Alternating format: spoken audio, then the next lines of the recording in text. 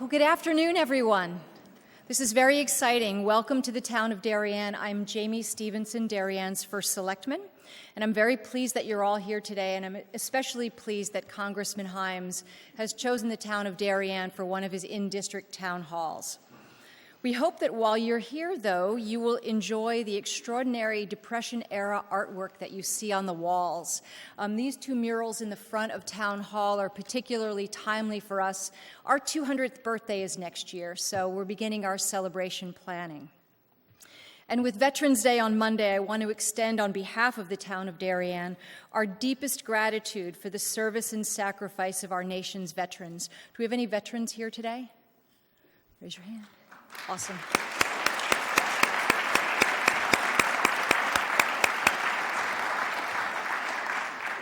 So before I introduce Congressman Himes, I'd like to extend personally to thank him very much for his efforts in support of one of our own, Scott Hapgood.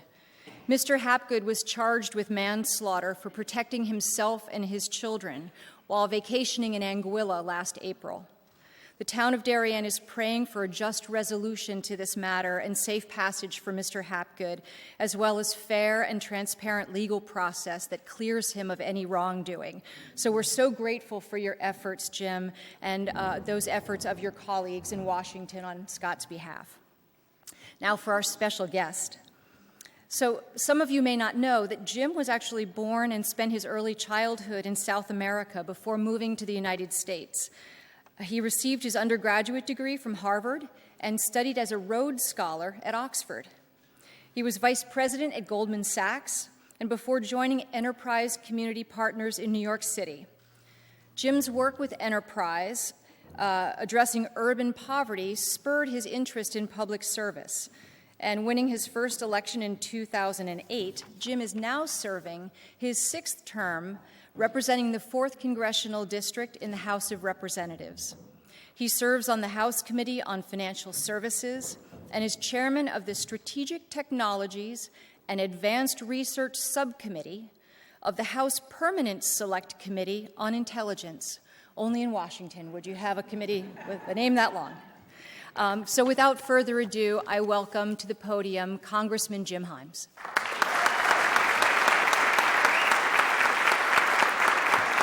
Thank you.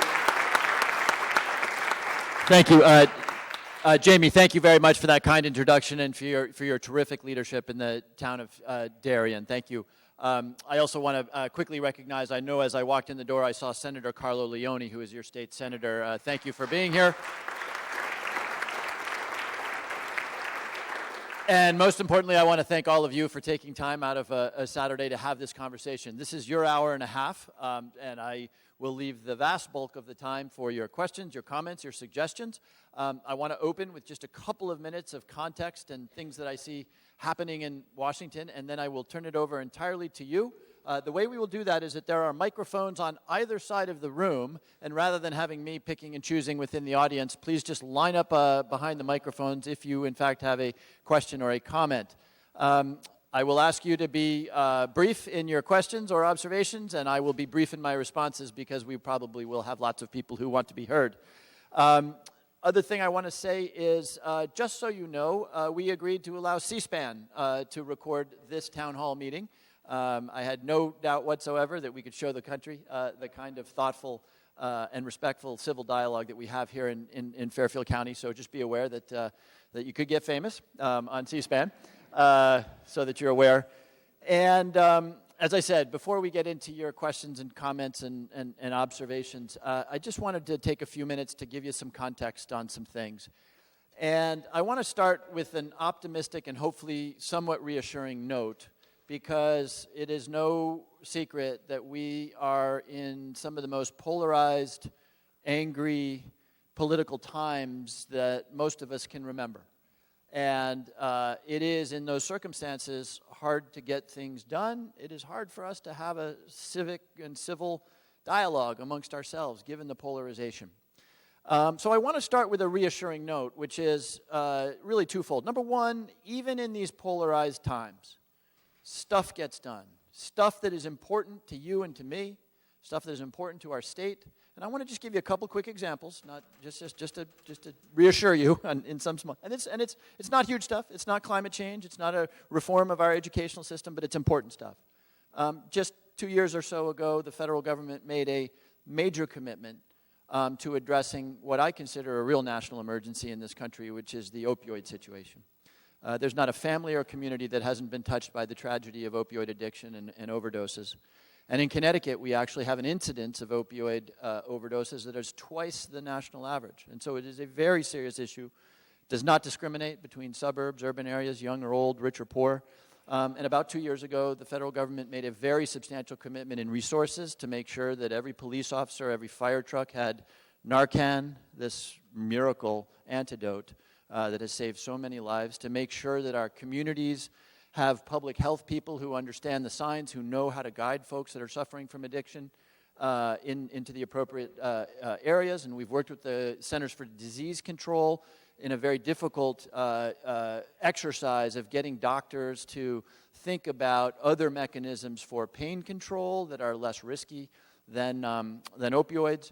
And as a result, partly as a result, we have seen what has been an appalling acceleration in the rate of deaths in this country attributable to overdoses begin to level out. And obviously we need to do everything we can to make that curve go downward, but that effort has actually had an impact on our communities.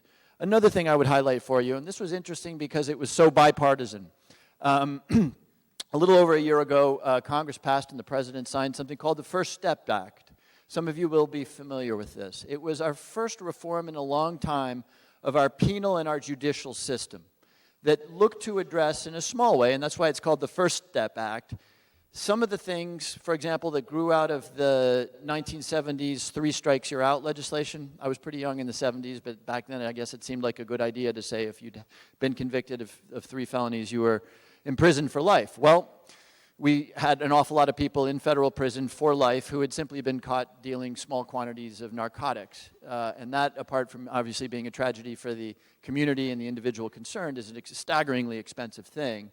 And so the First Step Act addressed some of those issues. It addressed some of the sentencing inequities. It's been observed for a long time that the sentencing associated with crack cocaine was much more severe than the sentencing associated with the use of powdered cocaine.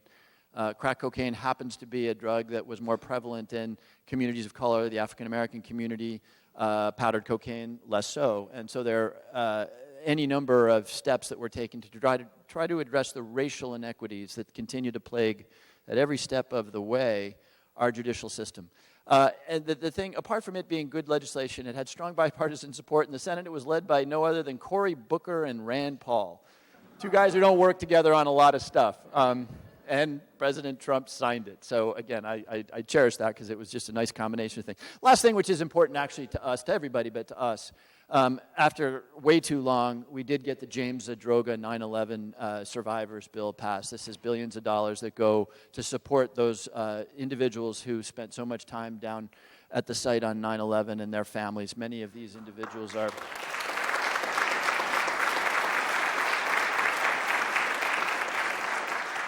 Took too long, but it got done, and that's particularly resonant for this community. Looking forward, I don't want to give you a lot more examples, partly because I'm not sure I can, but I do want to look forward for you and tell you we're obviously going to go through a tough political moment in the next month or two associated with the impeachment process. We'll talk about that if you like.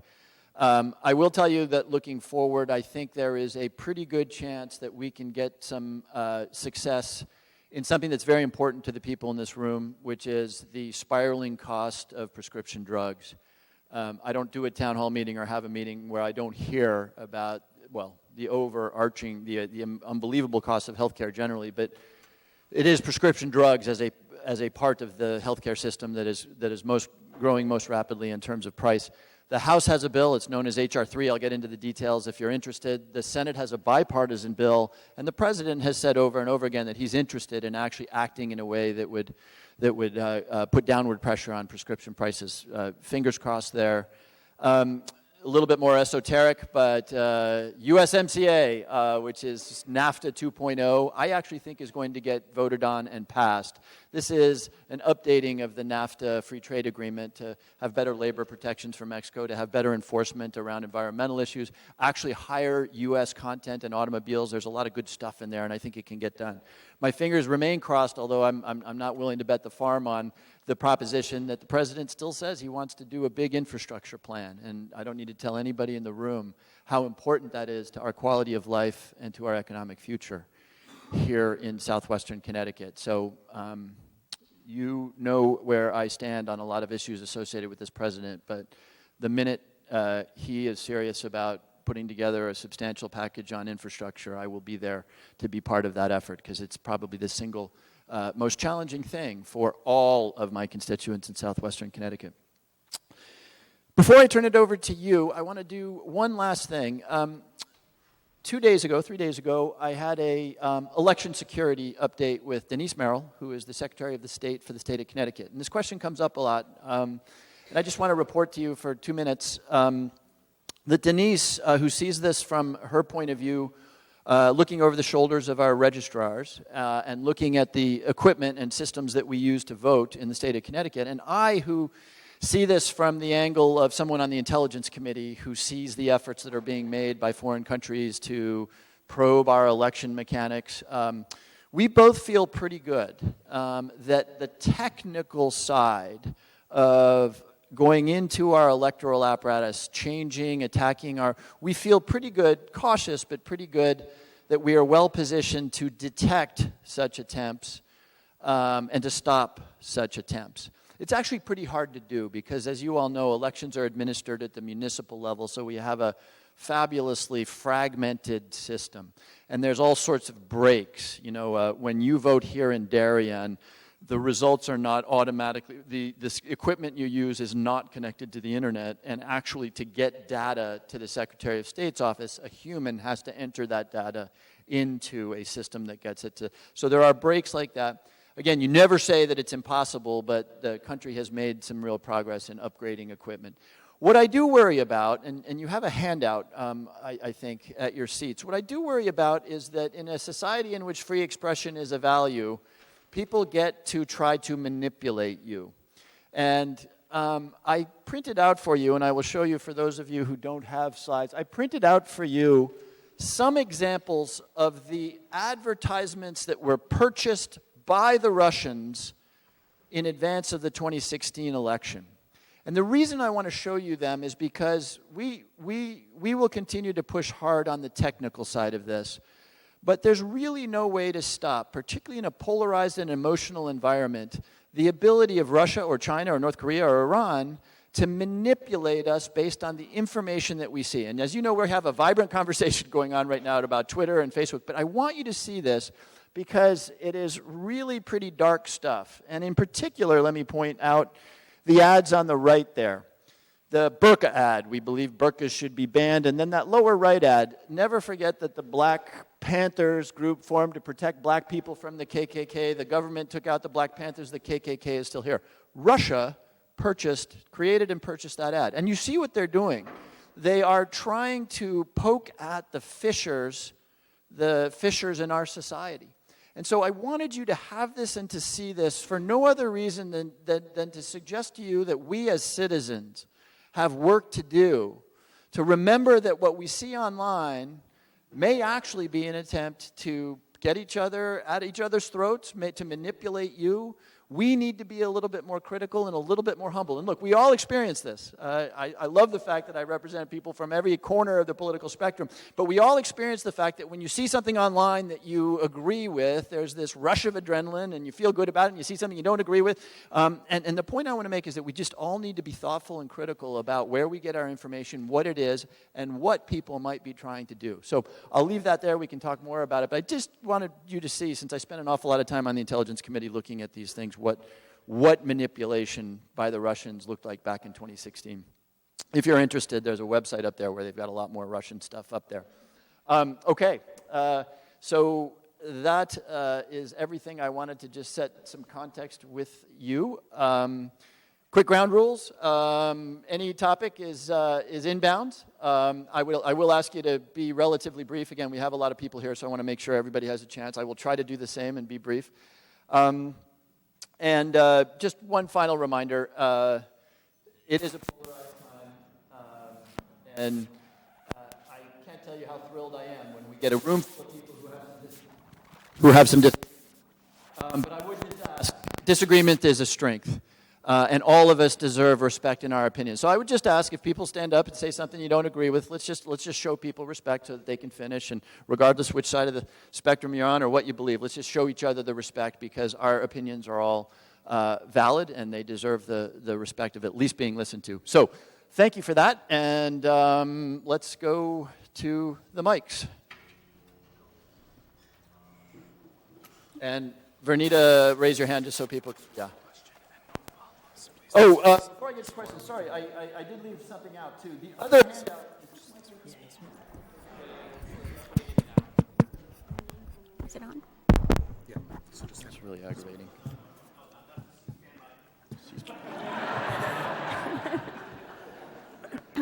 What do I do? Test. Okay. Maybe I need to hold it a little closer.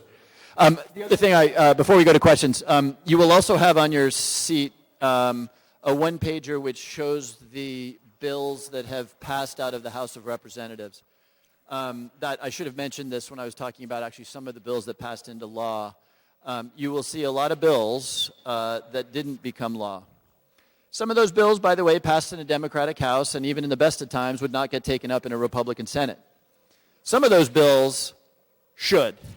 H.R. 8 is on there. H.R. 8, as many of you know, is the universal background check legislation that would say if you exercise your Second Amendment rights, no matter where or how you do it, you will be subject to a background check. Supported by 95% of Americans, and yet passed the House.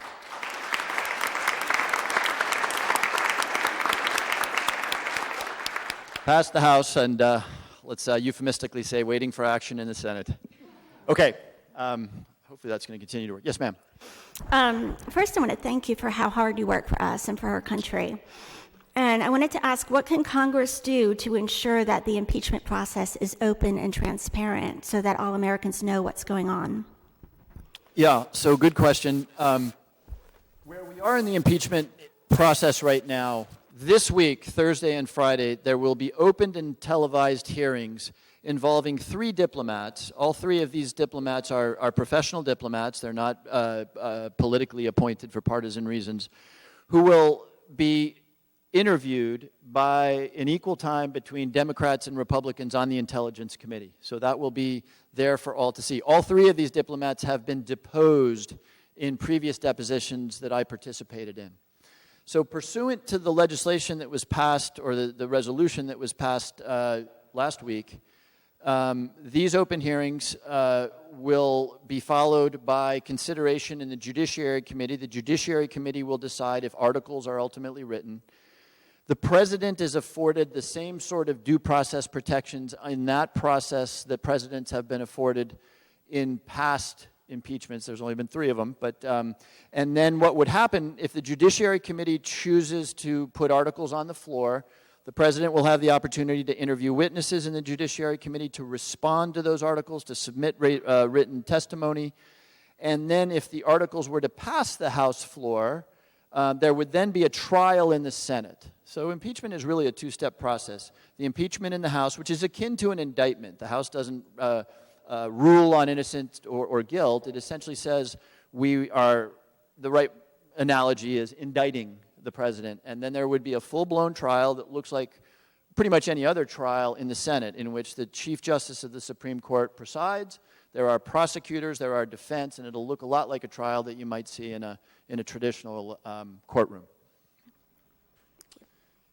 Yes, sir. Good afternoon.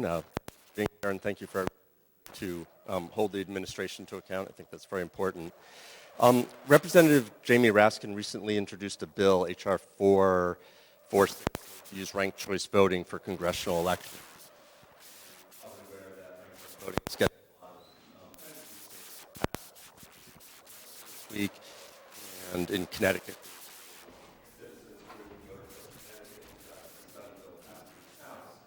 And a lot of benefits for ranked choice voting in primaries. It does a better job at nominating consensus candidates. This could be used in about a half dozen Democratic primaries. And in general elections, it avoids the risk of third-party spoiler candidates. So my question is, would you consider co-sponsoring Representative Raskin's bill? Yeah. Thank you for the question. There may be some folks in the room who aren't super familiar with the concept of ranked choice voting. The concept of ranked choice voting is a voting procedure that is actually, in addition to now being used in New York, has been used in the state of Maine now for, I guess, a couple of years. And the idea is that you don't just say, I vote for the Republican but not the Democrat, or the Democrat but not the Republican. You actually rank the candidates. So if you have 3 candidates, you rank 1, 2, 3.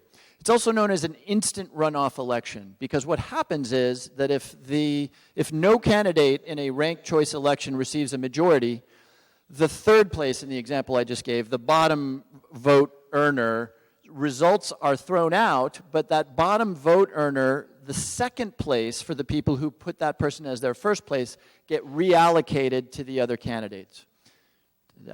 Unless you've had a cup of coffee, that's a little complicated to follow. But what the effect of that is that if there are 3 people on the ballot, let's just say for argument's sake, a Republican, a Democrat, and a Green Party voter, a Green Party candidate, in all likelihood, the Green Party candidate gets a small percentage of the vote, and those votes are essentially wasted. And there can be some spoiling in the sense that because they're wasted, the people who voted for that third party don't really get to express their will in the top 2. Under this procedure, they would. That was a long explanation. Jamie Raskin, by the way, is one of the smartest guys in the Congress. I think I like the bill. I haven't read it yet, so I want to reserve the right to read it before I commit to it, but I do think it's a really good idea. I think it will enfranchise more people, and I think it will do something comfortable for the country or good for the country, which is I think it shifts some of the momentum or power, if you will, towards the more moderate position. Which, in my opinion, and this is a political statement, would be a good thing. So I haven't read the bill yet, so I don't want to commit, but I do like the idea. I will read it. I suspect I probably will support it. Yes, ma'am. Hi. So I ask you to please co-sponsor or promote H.R. 1384. We need Medicare for all. We've got about 500,000 people declaring bankruptcy every year, and most of these are people with health coverage, but they can't afford health care. And that's just absurd. We're the only country that has problems like that. And about 35,000 people die because they can't afford health care. Yeah, thank you for the question. The question was about Medicare for All, which is a robust debate happening in the Democratic presidential primary right now. And if you'll allow me to sort of set out the issues.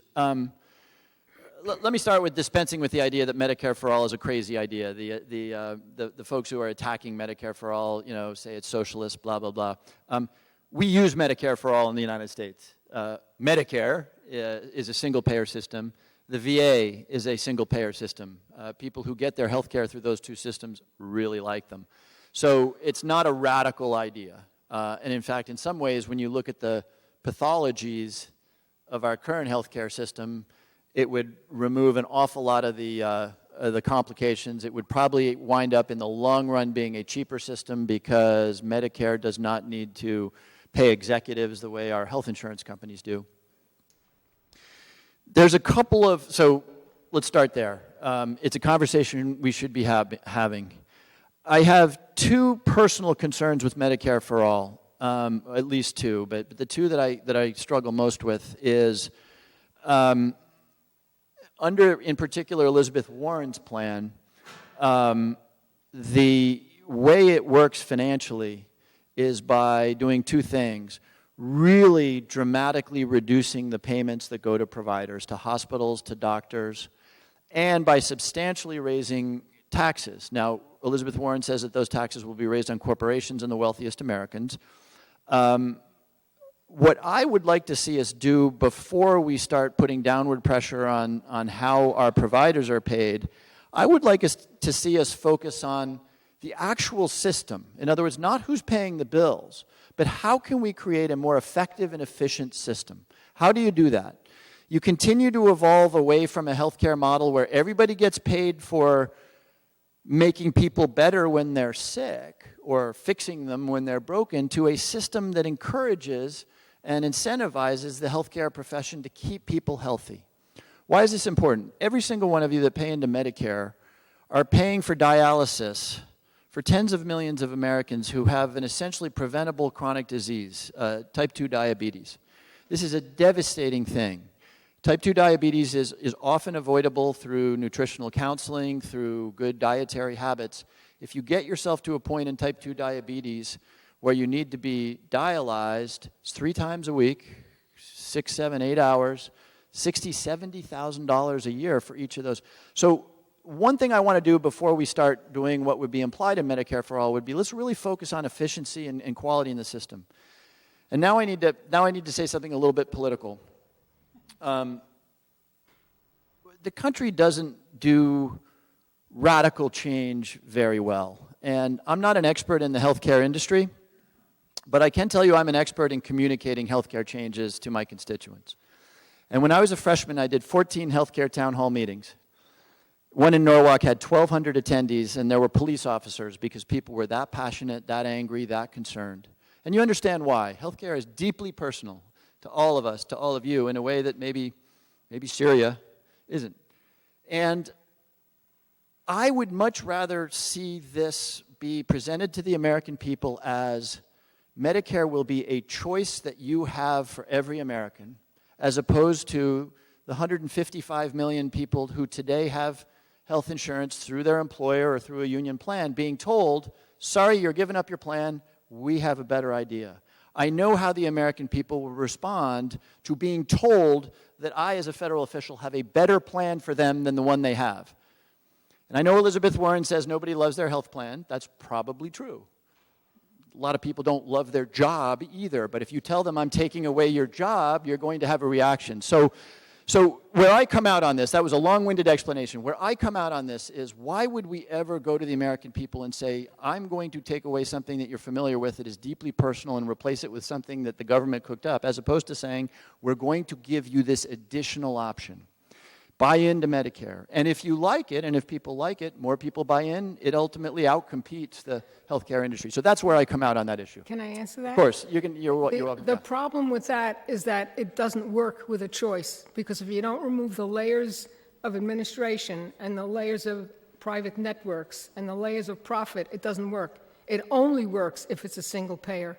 And in 1965, it came in 1 year. Nobody screamed that they were losing their private insurance. They all got public insurance. And I don't know of anybody who says, I don't like it, I'd rather go back to private insurance. I've had it for some time, the original Medicare, and I love it. It is absolutely trouble-free. There's no bills. There's no networks. You go to any doctor. That's the choice you have. Now you don't have that choice. You may have the choice of Medicare or not, although we don't even have that.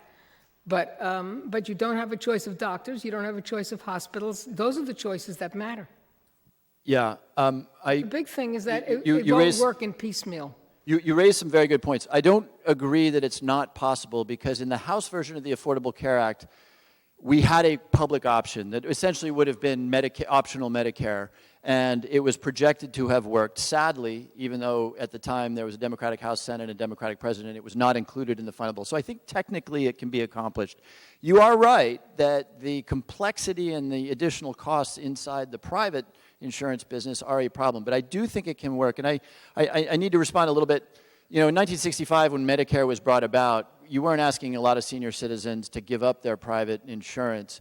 In 1965, before Medicare, insurance companies didn't cover very many senior citizens because, of course, that's, you know, it's our over 65 population that uses the most health care. So for a lot of senior citizens prior to 65, they didn't have health insurance. So it was a little easier sell in 65 than it would be today with people who have an option. But I don't want to fight or argue with you, because your points are valid and good, but I do think that the Medicare for All proposal needs to be more about how we make for a healthier and efficient system, and how it can be sold to the American people. And when that happens, I'll be much more Well, positive that's about fine. Add to it. it. Okay. Thank you. Thank you. Yes, ma'am. Hi, Congressman. Thank you so much for being here. My name is Jen. I'm lead for Norwalk Wilton Moms Demand Action. I know you're very supportive of us, and we appreciate that. My question, of course, is going to be around guns, and you touched on H.R. 8. It's been since February that passed, so it's sort of an impossible question, but wondering if you think McConnell's going to bring it to a vote.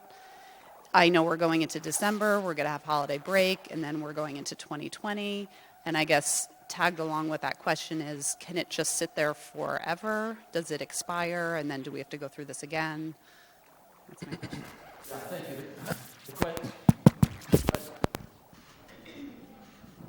Hello.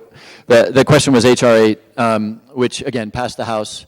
And it's the first time gun safety legislation has passed either House of Congress in 25 years. And we're sort of happy about that, but because people die every single day, we're not that happy about that. It's not real until it becomes law. And it is immensely frustrating because, again, some of this stuff that gets passed is much more controversial. An assault weapon ban, for a whole bunch of reasons, is much more controversial. This is not controversial. And it is not likely to get brought up in the Senate for two reasons. And I'm here under federal auspices, so I'm not here to plot strategy or be partisan.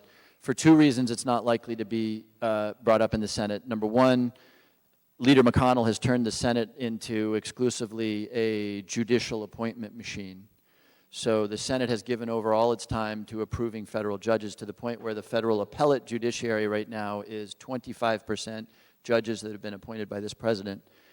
And number two, just being nakedly political. And here's where you have a chance to change the dialogue. H.R. 8 would be a pretty tough vote for a lot of Republican senators because it has a lot of support, even in red places.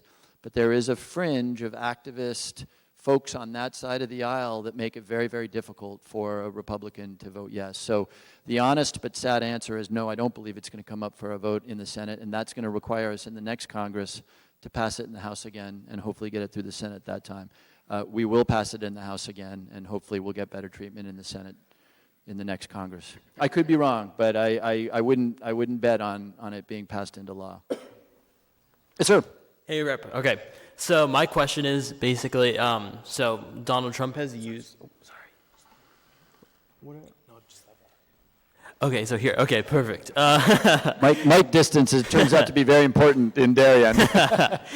So like Donald Trump has used his power to not only like enrich himself, but kind of pressure foreign governments to help him re-election. So what are the actual next steps for impeachment and beyond, like the public hearing? What is actually going to happen beyond that?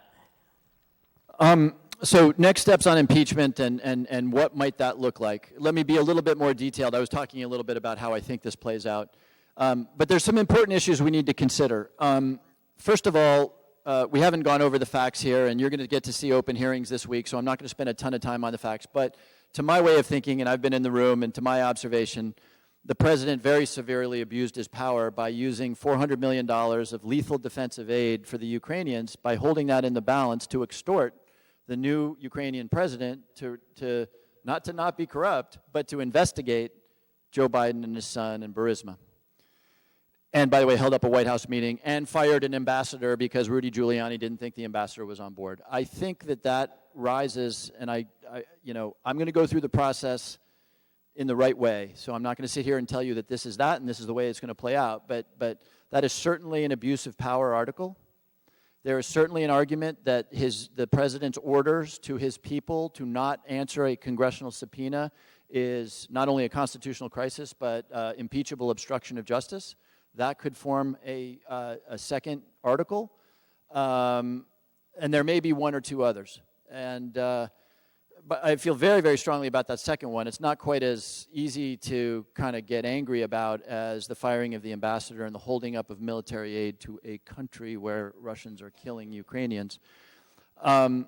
and I tell my Republican colleagues this all the time, you do not want a world where the president feels he can order his people to ignore a congressional subpoena. And so I do think there needs to be accountability on that score, both for the people who've ignored the subpoenas and the people who ordered it. Let me just seed a thought with you, because you need to give it a little bit of thought. There will be pressure to include emoluments.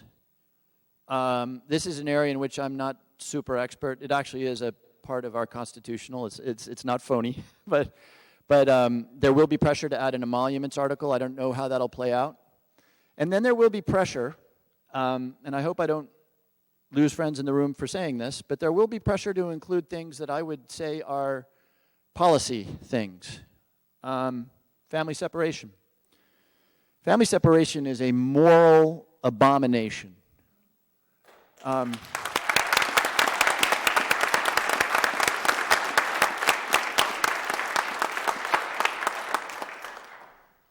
But I don't ever want to let this country or contribute to this country getting to a place where impeachment becomes the thing you do because you don't like what the president is doing.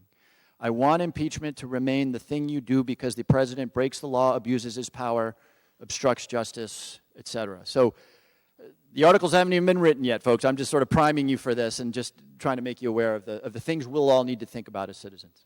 Thank you. Yeah. Yes, ma'am.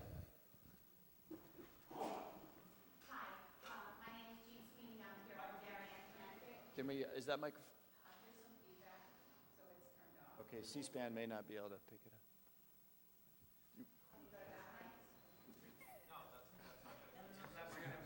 up. Let's fix this problem. Okay, I'll repeat your question, ma'am.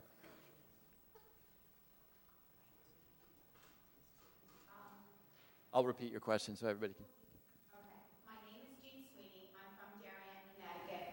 I'm part of the activists for the Equal Rights Amendment.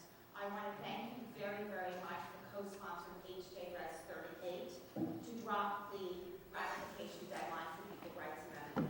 I have been at your town halls before. I just want to bring you up to where we are. We believe we have a three-state strategy. We flipped Virginia blue. Virginia is going to be the 38th state to ratify the Equal Rights Amendment in the beginning of next year.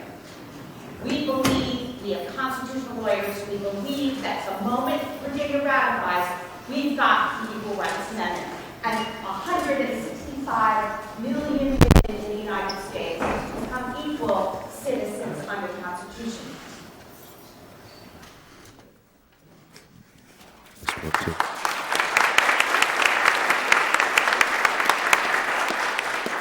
I want to thank you. I want to thank your office. You helped us get some additional co-sponsors. Nadler is going to mark, we have the bill being marked up on next Wednesday. It's HJ Res 79. And what I'm asking you to do is to help us get a vote on HJ 79 to drop the ratification deadline. We're working in parallel lines. We believe that we were going to be challenged on the ratification deadline. I need that vote before the end of the year. And my ask to you is to help us get that vote before the end of the year to drop the ratification deadline for the Equal Rights Amendment. Thank you. Thank you. You have my commitment to help you with that, and I'm glad. I don't know if everybody heard the same thing. One of the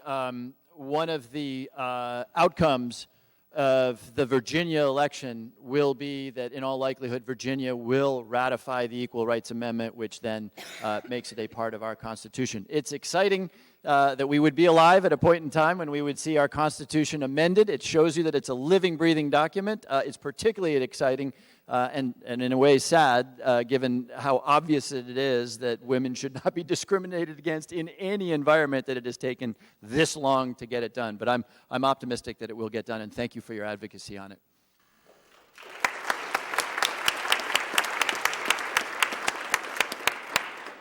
Hi, Congressman Himes. Thank you for being here. I'm just kind of curious for the next episode of Scandal in Washington, D.C. So you talked about the open hearings, which will be Thursday and Friday, but your committees, I presume, can continue to have interviews with people in a closed setting before they go to an open setting. So is it going to go on parallel tracks? There won't be many more closed depositions. Oh, okay. There may be some negotiation to be had with John Bolton. I personally would dearly love to have my former colleague Mick Mulvaney in. He's resisting. The reason that's important is because it is pretty clear Mulvaney gave the order to the Department of Defense and the national security apparatus to put a hold on the military aid to Ukraine. I would like to know the conversations that happened between Mick Mulvaney and the president.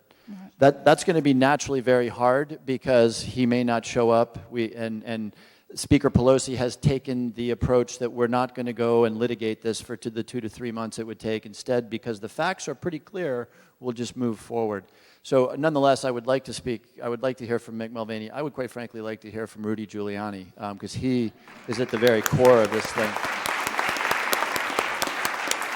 And I've also heard that they want to put Jim Jordan on the committee, and I presume they have the power to do that. If they remove somebody, they can replace them. So they have done that. So my colleague Rick Crawford has stepped down in favor of Jim Jordan, and I'm going to resist the temptation to elaborate on this other than to say you cannot imagine two humans on opposite ends of the temperament spectrum than Adam Schiff and Jim Jordan. So tune in. Thank you. Hi, my name is Irina Komer, and I'm from Norwalk. One of your stated goals was improving infrastructure. So my question is, in support of improving infrastructure, would you support revising or replacing the Davis-Bacon Act that costs taxpayers billions of dollars every year and does not allow fair market competition? Thank you. Thank you for the question. I don't usually get that one on transportation, but good question.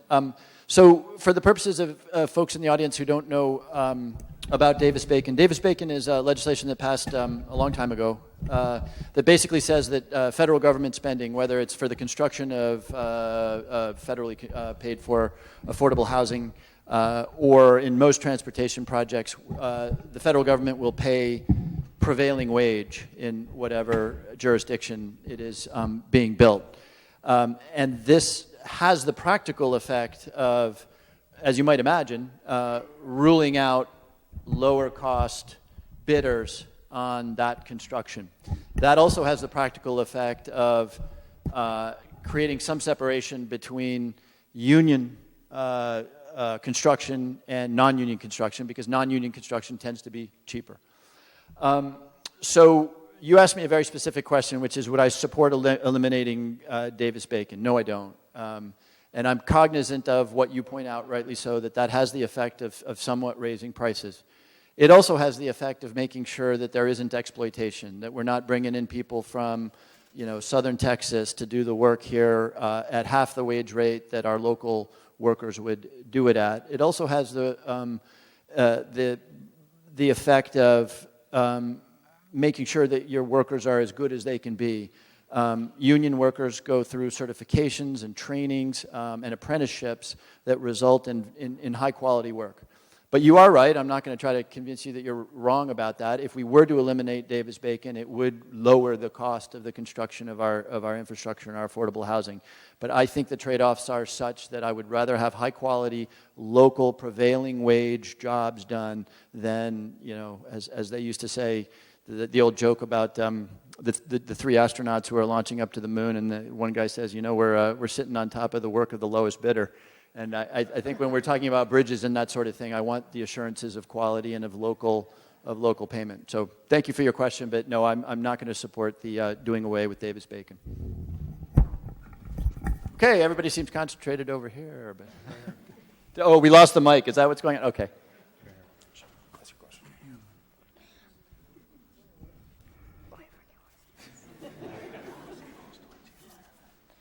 What are your policy calls towards the environment?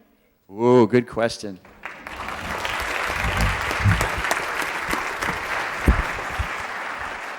What is your name? Keel. Hugh. Hugh. I'm so glad that a young person asked that question, because pretty much everyone else in this room that isn't a young person is going to have to inherit the environmental situation that we leave to you. So I'm so glad you asked that question. So that's a big question. So let me take just 2 or 3 pieces of it. The biggest, in my opinion, the biggest challenge we have in leaving you a world that is as good as the one I got to grow up in is that we begin to aggressively address the effects of climate change on our planet. And we see this every day in the changing weather and the much more violent hurricanes that we see. We see it with sea level rising. We are headed towards a cataclysm that if we don't start acting like the adults that we are, you will have a problem that you may not be able to solve. And we do that through things like, here's where I'm going to lose the young folks in the audience, but by putting in place a refundable carbon tax so that solar and wind energy are more competitive with burning coal and burning gas. We do it by investing in things, in businesses that you may work in someday, like advanced batteries. So I'm a big fan of solar and wind, but as you know, the wind doesn't blow all the time and the sun's not out all the time. So how do we fix that? We store the power that gets created when the sun is shining. And we could do that. We could create the kinds of batteries that could run the town of Darien for a week. But technologically, we're not there yet. So we need to be investing in that. And the last thing I'm going to mention, because you can actually help on this, we all need to do a better job about conserving the energy that we do have. So what can you do? You can do what I pester my daughters every single day, which is to turn off the darn lights. So we all have a role to play. And I really appreciate that question. We could talk about it for a long time, but it's one that I feel very, very passionately about because you're the one who's going to have to ultimately live with a world that we either mess up or don't mess up. Thank you, Hugh.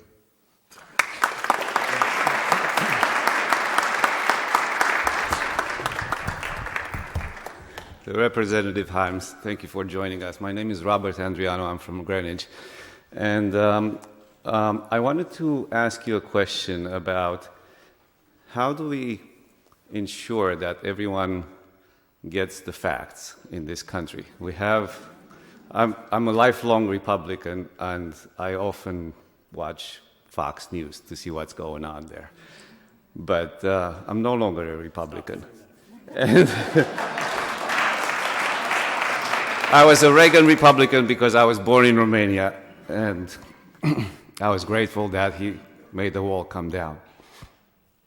But I want to make sure that everyone in this country gets the facts. And the facts are that Donald Trump is working with people who are connected to the Russian mob, with Dmitry Firtash.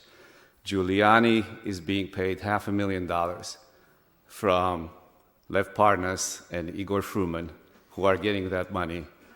In theory, they work for Giuliani, but in fact, the people who work for you are actually paying you. How does that work? Manafort worked for free, but he didn't really work for free because he was getting compensated by the Russian oligarchs, who are part of the mob. It's a fact.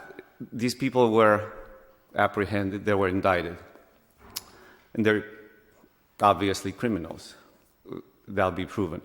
Donald Trump is raiding his own charity. It's a fact. He had to pay $2 million recently. Donald Trump is like the fireman who comes to your house when your house is burning and says, I'm not going to put out your fire until you do something for me, though. Okay? And people who watch Fox News are not getting any of these facts. What are we doing to change how the media is being run in this country? Thank you. Yeah, great question.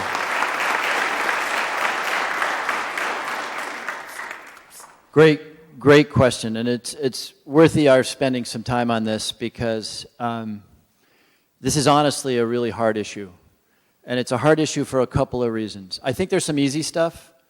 I completely disagree with Mark Zuckerberg's willingness to allow blatantly false advertising on Facebook.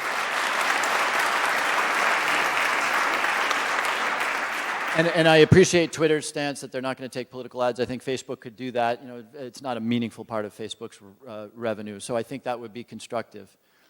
I'm interested in how can we take what we used to do in this country when we could regulate broadcast television because they were using a public good, the airwaves, and we would say we had certain obligations, which is you needed to present both sides. It's a much more complicated thing to do today for a whole bunch of reasons. You know, you don't use the airwaves anymore, you use optical fiber that is privately owned, et cetera. So it's more complicated, but I do want us to have a conversation and to be smart about how we can say you need to be more even-handed in what you present. But it is a hard problem. It's a hard problem for at least two reasons. Number one, at the government level, please, I hope nobody wants us to deviate from the First Amendment. And what I mean by that is I do not want, nobody wants the government saying this is a fact, this is not. That, of course, takes us back to Stalin and some totalitarian regimes. It is also hard because truth turns out not to be black and white, particularly in the political arena. I'll give you an example I used the other day.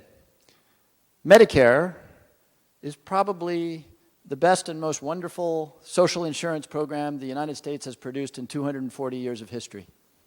That's an arguably true statement. Medicare is mathematically doomed if we don't reform it. That's also a mathematically true statement. And one statement appeals more to what, so you see what I'm saying? How do we determine the truth of things like that, and who do we want making that determination? I would like to put more of the weight of this onto the media companies, but I'm not particularly comfortable with Mark Zuckerberg and his friends deciding what's true any more than I am the government. But just disseminating the facts, just the facts. Well, yes, but again, facts are, yeah. No, I don't want to argue with you on this one because I couldn't agree more. But here's the point I want to close on, and I feel passionate. You're going to be surprised that it is a Democrat saying this, but I feel passionately about this. We are citizens of the greatest democracy in history, and we forget that democracy, and we've been reminded lately, is not a gift. It is something we as individuals work and fight for every day. And as individuals, we have got to get serious. And that's why I showed you those Russian Facebook ads. We have got to get serious, uncomfortably serious, about being better consumers of information. There's a reason 100 years ago this country said, when this country had a very small government, that every American child would be educated in public schools. The reason we said that had an economic reason, but it had a profound democratic civic reason, which is you can't be a member of a democracy and be an ignoramus with respect to truth and the facts. And so my ears are wide open for how we can better do the social media and how we ought to sort of help regulate the social media stuff, but we have got to do a better job. So please, I'm not a fan of Fox News either, but I do meet an awful lot of people who only watch one show. Make sure you get ideas that make you uncomfortable. It's your obligation as an American citizen. So I don't mean to give this long speech, but the answer surely cannot be that the federal government is going to figure out how to make you a better participant in the democracy. We need to figure out how to make us a better participant in our democracy. Hi.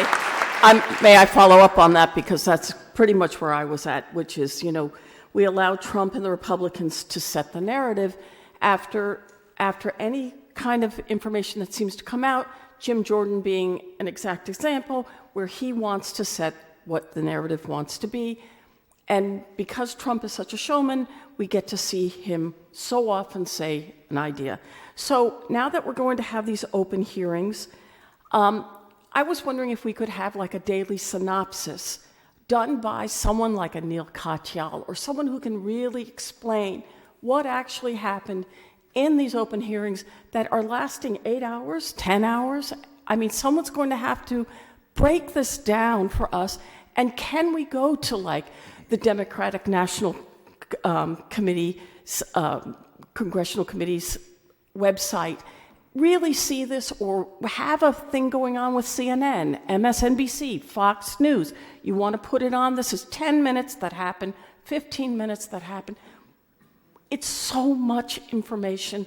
I even turn off, and I live and breathe this stuff because it's driving me crazy. So there you go. Thank you. Thank you.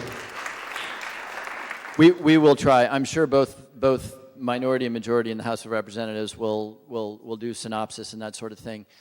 If you'll indulge me 1 second, you got me thinking about this because, and I'm just going to take 2 minutes. Let's dig a little deeper in this question of why we're in a world where facts don't seem to matter, where the president's support is unshakable regardless of behavior. I think it's worth unpacking, and I have 2 offerings for you of things that we could think about and do as a society that might get us to a more thoughtful, civically oriented politics. There's probably 10 things I'm going to offer in 2 minutes because I need to give the day to you. One is our politics, and I made reference to this with ranked choice voting. Our politics emphasizes the extremes. Most congressional districts, there's not a lot of mystery about what happens in the general election in November. This, by the way, is not one of them. It certainly didn't used to be. This used to be it used to be a red district. It became a purple district. I won when it was a purple district, and now it's purple too. But a lot of Republicans are not comfortable with the president in this place. Most districts are not that way. Most districts, November doesn't matter. So what matters is the primary. And in a primary system, it is the most activist, fired up people who participate. My former colleague, Joe Crowley, lost to Alexandria Ocasio-Cortez in a primary election that involved something like 10% of the electorate. And I'm not making any judgment about Joe versus Alexandria, but the point is that we've created a system where the candidates are chosen by our most committed activist folks on both sides, which is why you see Mitt Romney as a very reasonable, liberal Republican governor of Massachusetts become a totally different person when he runs for president. And Hillary Clinton did exactly the same thing. So we should really think hard about whether we can recalibrate our system to maybe depower the extremes a little bit and empower the middle, which I do think ranked choice voting. The second thing, and this could be worthy of a whole other hour, we have this project in this country. I personally hope that it starts a year from now, but we have this project in this country to kind of rebuild our civic dialogue and the way we talk to each other. And in the service of that, we need to really understand why, I'm going to use a stereotype here, why a high school educated white man in Youngstown, Ohio gets really excited about Donald Trump. Donald Trump has one huge legislative accomplishment. I hated it, but that's the tax cut that handed an immense amount of money to corporations and very wealthy people, and not really much at all to that white working class guy in Youngstown, Ohio. And yet that is so. Why is that? I've thought about this a lot and talked to people who know those areas a lot better than I do. And there are a lot of folks out there. You may not see them in Darien, Connecticut, but they're hurting badly. Youngstown, Ohio. White working class people there used to have $30 an hour jobs at the plant, union jobs with health care and good retirement. Those are gone. So now it's $9 an hour at the Walgreens. That is crushing. That is being betrayed by the American dream. And again, I'm talking like I know what I'm talking about. I don't have a lot of hardcore Trump places in Fairfield County.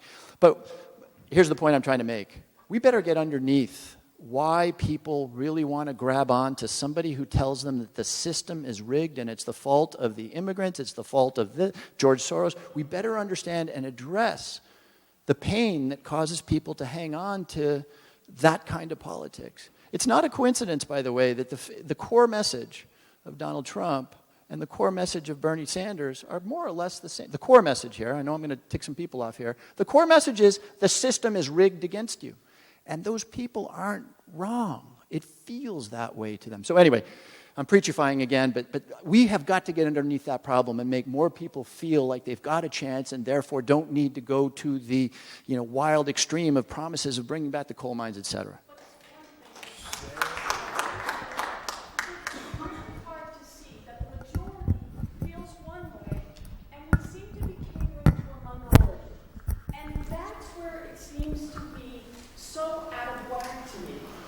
And that's what I'm saying, is that I feel I do understand. I grew up with immigrant parents. I mean, I do know some of this stuff. I mean, I grew up here in Darien, so I do know all the wealthy part of it. But I have feelings. I love my American citizens. Everyone keeps telling me I'm supposed to be very sorry. You know, it's their turn. It would be if they were coming up with anything that included the majority, and I feel we're being excluded. That's all. Sorry. Yeah. Fair point. Fair point. I guess I'm not saying it's their turn, and we got to be careful about what we mean by their or the. I'm saying let's understand it and let's address the pain instead of God help us calling them deplorable. Let's understand it and offer a better vision. That, by the way, I think is a vision that helps everybody. But anyway, we need more of this kind of conversation because we do need to fix our politics. Yeah. Yes, sir. What could be done about the more subtle election interference, like the Facebook ads that you showed earlier that aren't changing ballots better? Yeah, great question. I think two things a bunch of things can be done, but let me offer two to you. There's a reason why I showed them to you, because I just want all of you to see what they look like, so that when you see them in October of 2016, you just think to yourself, wait a second, maybe this makes me feel good or bad or angry, but maybe this is actually the Russians or the North Koreans trying to manipulate me. So we need to show what they look like and think about the effect that they have on us. The other thing that we can do is a little bit more, I think actually easier, which is, at a minimum, we should require Facebook and Twitter and Snapchat and all these social media things, some of which I don't understand. We should require whoever buys that ad to say who they are, right? So, yeah.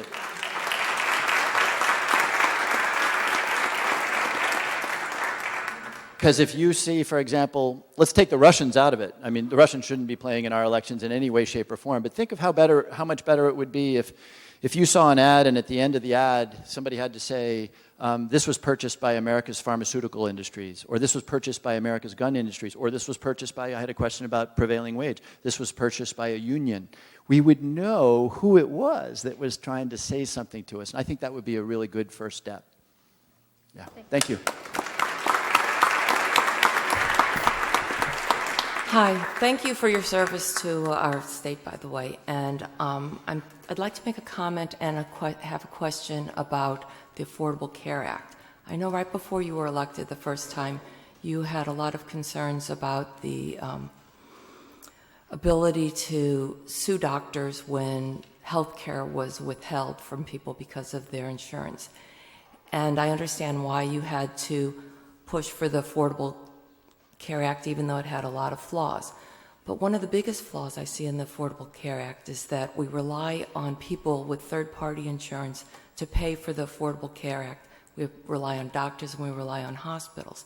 And doctors and hospitals at this point are losing money, doctors more than hospitals, losing money when they see Medicaid and when they see Medicare patients, but they do it out of a sense of social obligation to care for these people, and it's supplemented by people with third-party insurance. The hospitals have money that comes to them from the federal government that helps offset the money that they would lose from Medicaid and Medicare people, and they have residents that are working for below minimum wage to make it more affordable for people. And I know that in my case, I spent 16 years in training at either paying to be there or being paid below minimum wage to be there.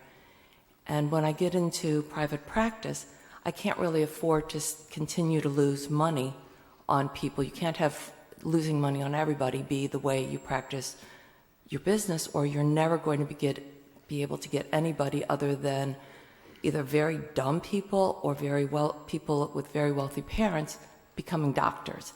And it will change the healthcare to be something that we do not accept as Americans.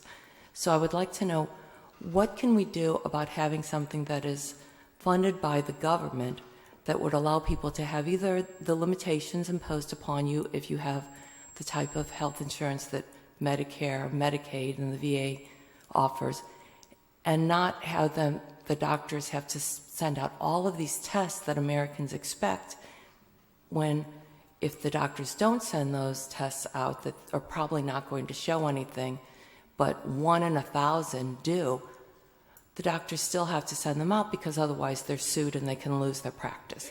So what are they doing to address that incongruency? Yeah. It sounds like maybe you're a medical provider. Yes, I am. I'm a physician. And it sounds like you asked about a couple things.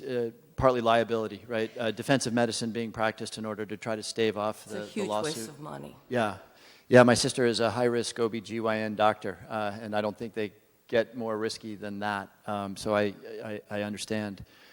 So in the narrow area of liability reform, I think there is work we can do that would move to the forefront evidence-based medicine. And part of the Affordable Care Act was pointing us in that direction with the creation of something called, you'll remember, the IPAB, which was a group of medical professionals that would make determinations on what the science shows is indicated in certain cases. And that has some benefits. One of the main benefits it has is it would have shut down a lot of arguments that doctors and providers have with insurance companies because it would have been sort of determined by the IPAB.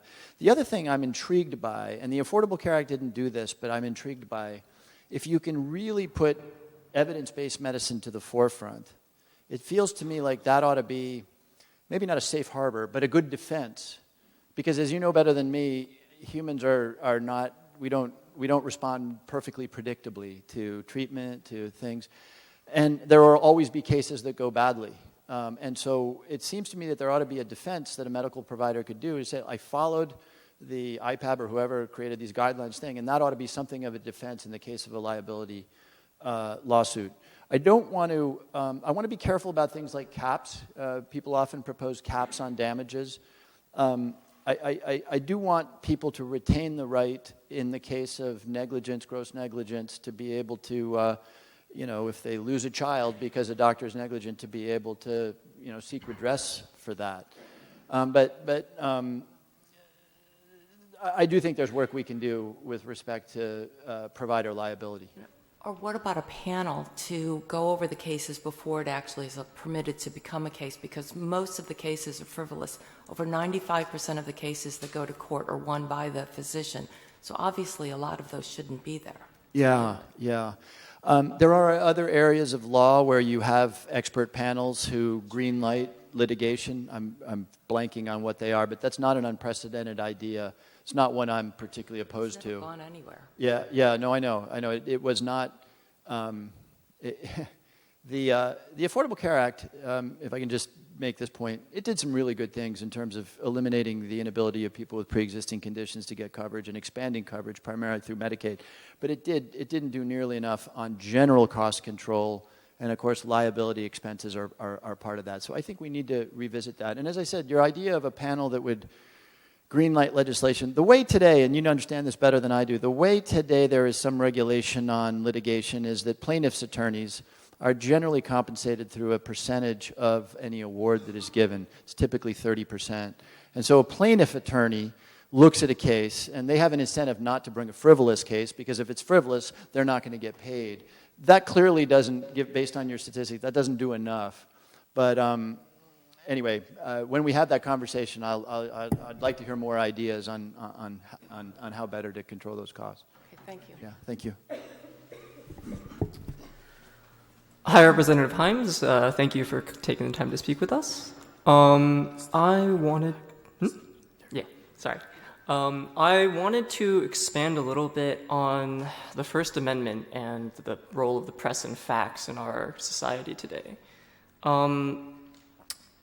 You mentioned earlier that, we can do things, for example, like both sides laws to helpfully get people more information, more reasonable debate.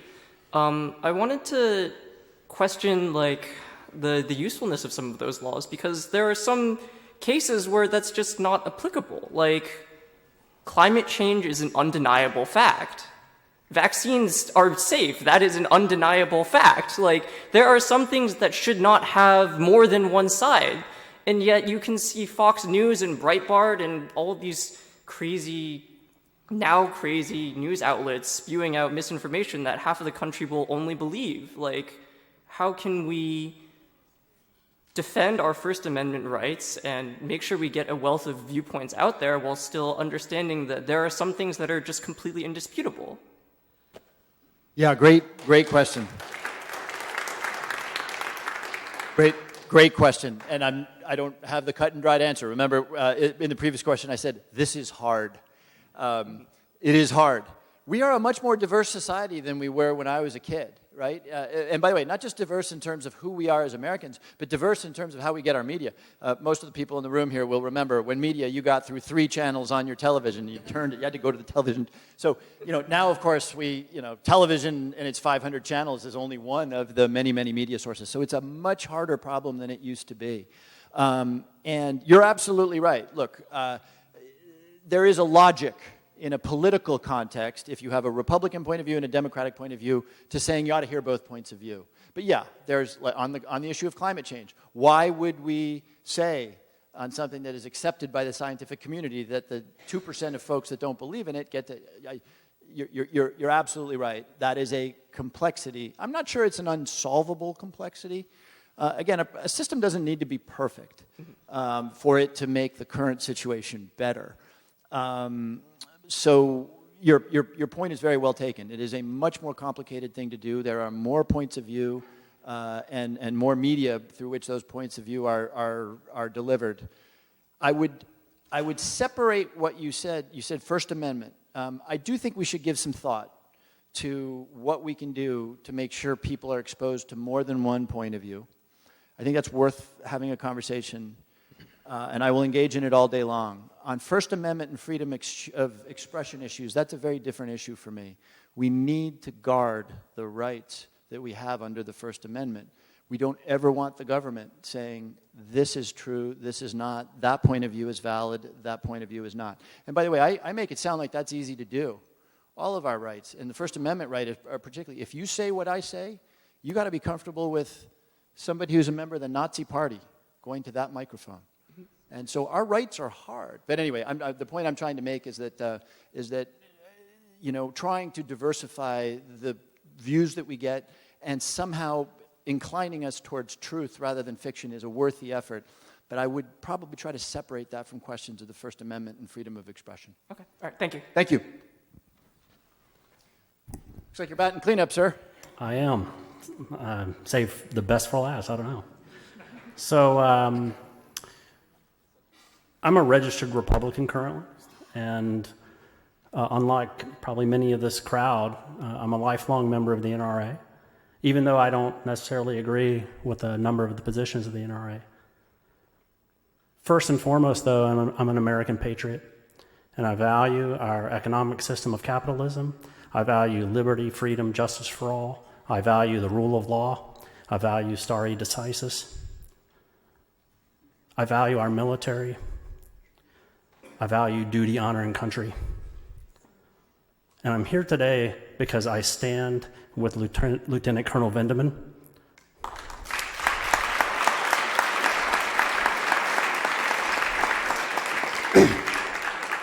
I stand with John McCain. But I also stand with our former presidents, Jimmy Carter and JFK. And JFK, that predated my time. But as a child, I remember his very poignant words, ask not what your country can do for you, but what you can do for your country. And today, I think it's imperative, given the polarization that you spoke to, that the majority of the people in the middle speak up, stand up, and speak out. I do not subscribe to the politics of division and hate. We as a country are compassionate. We are principled. We each need to defend the rights inscribed to us in the Bill of Rights. One thing in particular that concerns me, the current administration, as Michael Bloomberg said, He knows a con when he sees it. And even though I'm a registered Republican currently, I value what the Romanian gentleman said. Donald Trump is a con. He's a fraud. He's a charlatan. And we as Americans need to stand up and say, that's not okay. That's not okay. Regardless of whether you're Democrat or Republican. I am not a socialist. I'm not a fan of Antifa, but I'm also not an alt-right neo-Nazi fascist. And we are living in very dangerous times.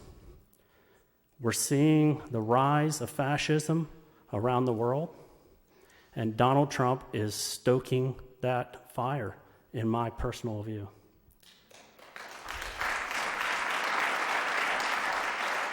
So I'm here today with the home of the Darien High School Blue Wave to announce that I'm going to be selling the Never Trumper hat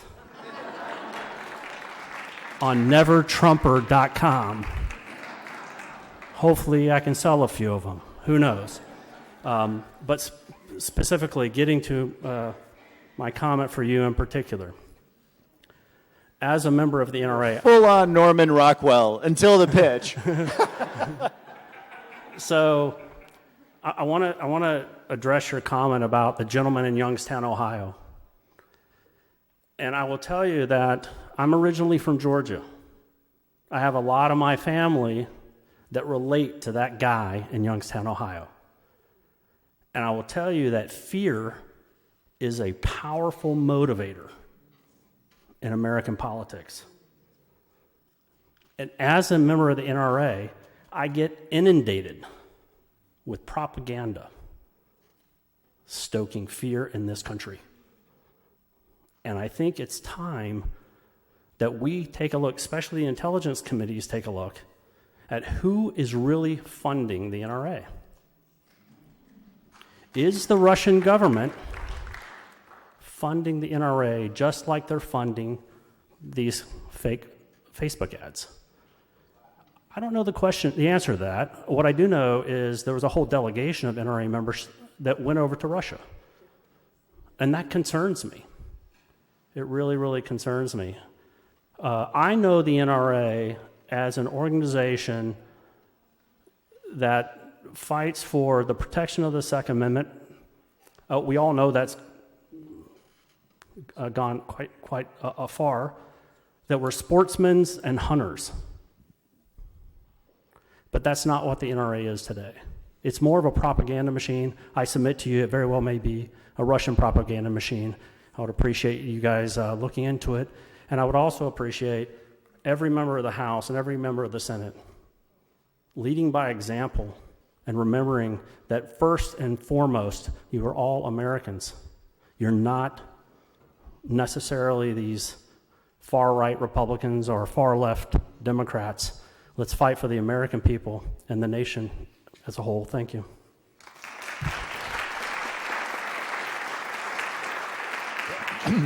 Thank you. Thank you for your comments. I can't add to that. So I'll just close by saying it is tough and scary times right now. Thank you for so eloquently saying that. I've just done 3 of these town hall meetings. I was really worried about it. I do whatever 3, 4, 5, 6 a year, and this is probably the most polarized time I've done them. Maybe not the most polarized issue. 10 years ago, the Affordable Care Act generated some real energy in the town hall meetings. But I was in Trumbull and Ridgefield and here in Darien. And what's interesting about those towns is they're all pretty mixed towns. Darien's a pretty Republican place by registration. Trumbull just elected a whole slate of Democrats. It's a pretty mixed group of towns. And without exception, 3 times 1.5-hour conversations. And I was nothing but proud of the manners, of the civility, of the dignity with which we conducted this conversation in this very polarized time. So thank you. Thank you for being that way.